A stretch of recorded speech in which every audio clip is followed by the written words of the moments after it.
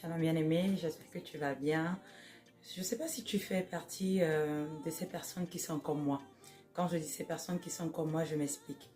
Euh, Habituellement, on est des personnes, pour ma part, hein, je prends un exemple sur moi, j'aime bien entendre le Seigneur parler, j'aime bien entendre la voix de Dieu, avoir cette relation, avoir cette conviction.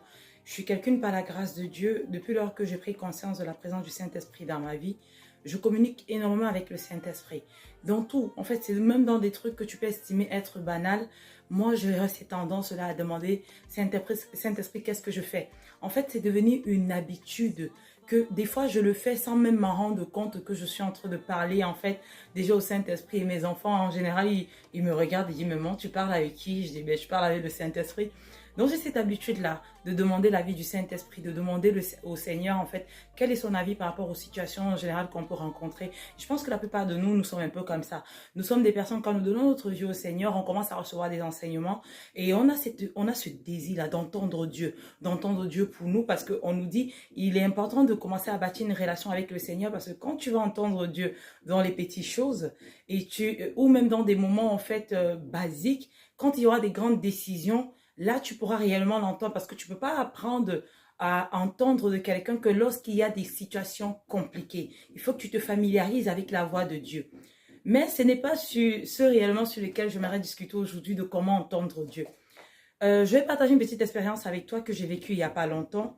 J'avais une situation assez compliquée qui me posait souci. J'avais besoin d'aide et j'ai pensé à une amie qui a toujours tendance à venir à mon secours, en fait. Elle n'est pas mon Dieu, mais c'est quelqu'une que le Seigneur utilise pour m'aider. Et je rends grâce à Dieu pour sa vie.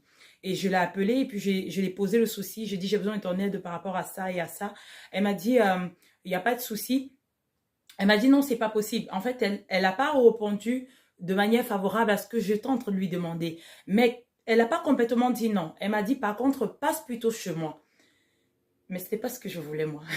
C'est pas ce que je voulais. Moi, je voulais qu'en fait, elle réponde à ma demande comme moi, je l'avais posée, comme je m'attendais à ce qu'elle réponde.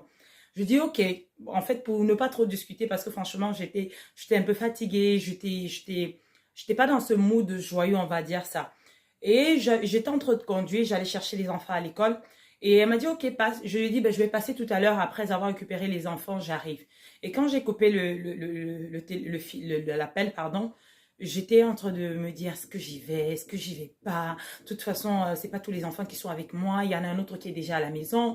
En fait, j'ai commencé à vouloir trouver les excuses. Et à ce moment où j'ai commencé à vouloir trouver des excuses, j'ai entendu l'esprit qui m'a dit, vas-y, vas-y, et elle te donnera les choses comme tu lui as demandé. Mais